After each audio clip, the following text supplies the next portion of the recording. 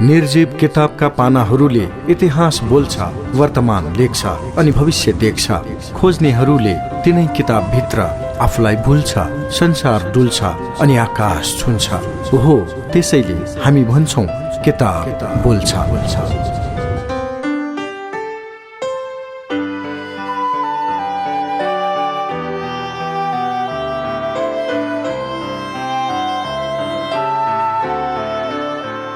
नमस्कार, स्वागत छ कार्यक्रममा। कार्यक्रम किताब बोल्छ।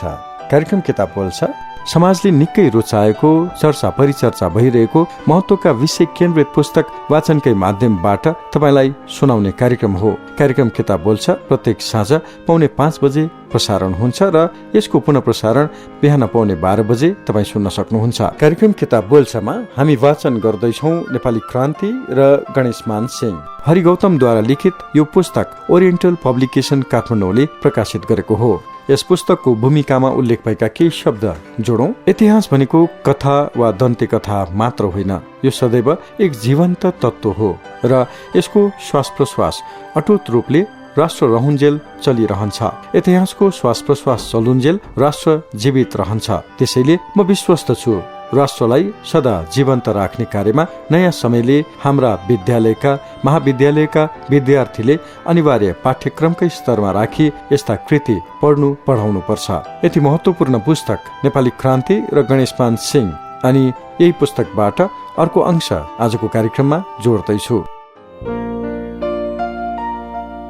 कार्यक्रम किताब बोल्छमा हामी चर्चा गर्दैछौँ गणेशमान सिंहको जेल जीवनको अवधि र यो अवधि केन्द्रित गतिविधिहरूका बारेमा। अब थप कुरा जोडौं। नेपाली कांग्रेसले देशमा विद्यमान रहेको संविधान र संवैधानिक क्रियाकलापमा संलग्न रहने अठोट गरेको छ। यसो गर्दा महाराज धिराज सरकारको मार्गनिर्देशन र नेतृत्वमा संविधानको थप विकास र परिमार्जन समेत हुनेछ भन्ने उत्कट अभिलाषा र विश्वास समेत प्रकट गर्न चाहन्छु। सुवर्णको भाषणप्रति गणेशमान सिंह सहमत थिएनन्।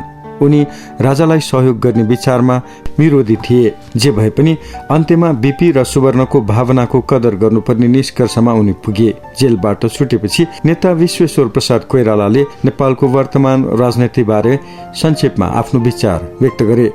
म उहाँको विचारसँग पूर्ण रूपले सहमत छु। विशेष गरी हाम्रा सहयोगी सुवर्णले गत मे 15, 1968 मा दिनुभएको वक्तव्यसँग पनि। सुवर्ण शमशेरले परिवर्तित परिस्थितिमा वाञ्छनीय र आवश्यकीय तरिकाले कदम चाल्नु भएको हुनुपर्दछ र सच्चा मित्रको हैसियतले उहाँको वक्तव्यलाई म पूर्ण समर्थन गर्दछु। साँच्चै भन्ने हो भने बीपी र गणेशमान सुवर्ण शमशेरको विचारसँग सन्तुष्ट त थिएनन्, तथापि उनलाई त्याग्न नहुने भएकाले जेलबाट मुक्त हुन पनि उनको समर्थनमा वक्तव्य निकाल्नु परेको हो। यदि समर्थन नगरेको खण्डमा आजीवन जेल राख्ने धम्की राजाले गिरिजाप्रसाद कोइरालासँगको भेटमा बनेका थिए। यो बाध्यात्मक स्थितिबाट उम्कन यस किसिमको नीति लिएको स्पष्ट हुन जान्छ, किनकि कृष्णप्रसाद भट्टराईले सुवर्णको उक्त वक्तव्यको समर्थन नगरेकाले त्यति बेला रिहाई हुन सकेनन्। त्यसपछि विक्रम सम्वत 2025 साल कार्तिक 14 गते बेलुकी 7:30 बजेतिर बीपी कोइराला र गणेशमान सिंहलाई सुन्दरीजल जेलबाट 7 वर्ष 10 महिना 15 दिनपछि बाहिर निकालेर चाबहिल जयबागेश्वरी स्थित बीपी कोइरालाका भाइ तारिणी प्रसादका घरमा सेनाका गाडीमा ल्याएर राखे। त्यतिन्जेलसम्म उनी जेलमुक्त भएका हुन् वा होइनन् भन्ने कुनै निश्चित थिएन, किनकि त्यति बेला पनि उनीहरूलाई सैनिकले छोडेका थिएनन्। यस विषयमा श्री भद्र शर्मा भन्छन्, बीपी सुन्दरीजल जेलबाट छुटेर जयबागेश्वरी आइसकेपछि पनि आर्मीले छोडेन। त्यसै बीचमा बीपीले एउटा वक्तव्य दिएपछि मात्र आर्मीले छोड्ने भन्ने दरबारको अन्डरस्ट्यान्डिङ रहेछ। बीपीको चाहिँ जेलमा बसेर म के को वक्तव्य दिने, मलाई छोडिदिनुहोस् र आर्मी फर्कियोस् अनि म पत्रकारसँग स्वतन्त्र रूपमा आफ्ना कुरा भन्छु भनेर बीपीले स्ट्यान्ड लिनुभयो। म त्यही छु। आर्मीका मान्छे एटेन्सनमा बसेका छन् कि छोडिराखेका छैनन्। आर्मी त्यहाँ रहेसम्म कुनै हालतमा वक्तव्य दिन्न भनेर बीपी भन्दै हुनुहुन्छ। त्यसैगरी यही अवस्थामा गणेशमान सिंहले पनि वक्तव्य दिन मानेका थिएनन्। जबसम्म पूर्ण रिहा हुँदैन तबसम्म वक्तव्य नदिने अडानमै थिए। यस विषयमा सुशीला कोइराला र गणेशमान सिंहका बीच केही बेर भनाभन नै भयो। यस विषयमा गणेशमान सिंह भन्छन्, अहिले नै वक्तव्य दिएका खण्डमा के असर पर्छ भने हामी वक्तव्य दिएर निस्केका छौं। यो कुरामा बीपी पनि सहमत थिए। यसमा बीपीले भने, थुनामा रहेका बेला म सुवर्णजीको वक्तव्यको समर्थन गर्न सक्दिनथे। छुटेपछि त अब गर्ने नगर्ने स्वतन्त्रता हुन्थ्यो। मलाई लाग्छ त्यो मैले ठिक गरेको थिएँ। त्यसको केही समयपछि सैनिक बाहिरतिर लागे। त्यति बेलासम्म पनि बीपी कोइराला र गणेशमान सिंह जेपमै बसेका थिए। रिहा भएपछि बीपी कोइरालाले वक्तव्य दिए। त्यसै गरी गणेशमान सिंहले पनि जय बागेश्वरीबाट क्षेत्रपाटी घरमा गएर भोलिपल्ट आफूले छुट्टै वक्तव्य निकालेका थिए। गणेशमानले आफ्नो वक्तव्यमा भने, हाम्रो छुटकारापछि सम्मानित सहयोगी नेता विश्वेश्वर प्रसाद कोइरालाले नेपालको वर्तमान राजनैतिक परिस्थितिबारे संक्षेपमा आफ्नो विचार व्यक्त गरिसक्नु भएको छ। म उहाँको विचारसँग पूर्ण रूपले सहमत छु।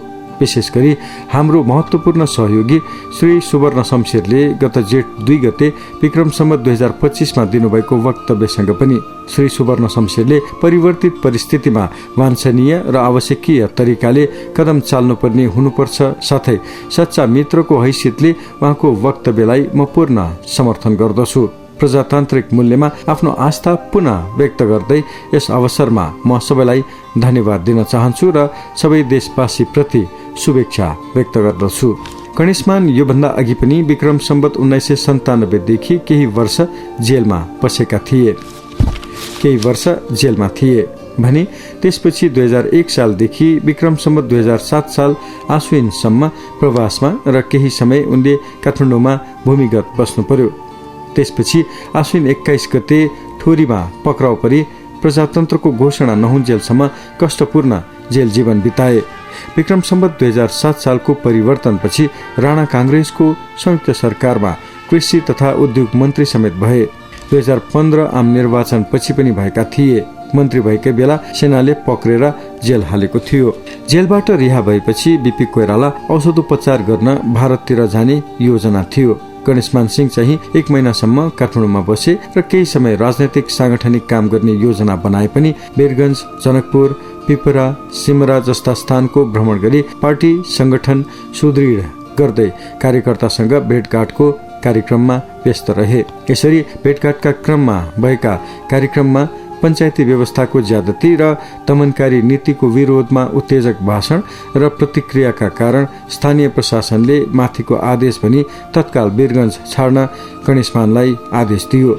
यसरी सरकारको आदेशका बावजुद उनले म यही व्यवस्थाका कारण जेलमा थिए भने यसको विरोध गर्दै रहनेछु भनी आफ्नो दृढता व्यक्त गरे।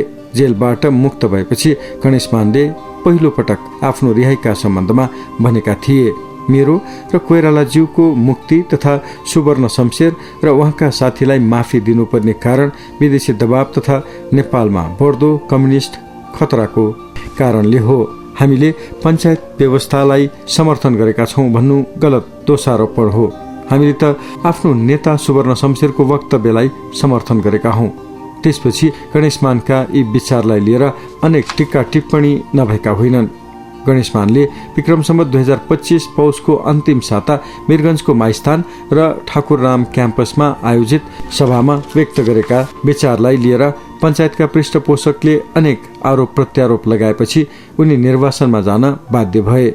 यस्तो अवस्थामा देशभित्र बसेर पञ्चायत विरोधी गतिविधि सञ्चालन गर्न असम्भव भएकाले नै बीपीको निष्कर्षका आधारमा वीरगञ्जको आमसभापछि गणेशमान सिंह पनि पश्चिम नेपालको भ्रमण गर्दै नेपालगञ्जको बाटो गरी भारत लागेका हुन्। कार्यक्रम किताब बोल्छ तपाईँ सुन्दै हुनुहुन्छ।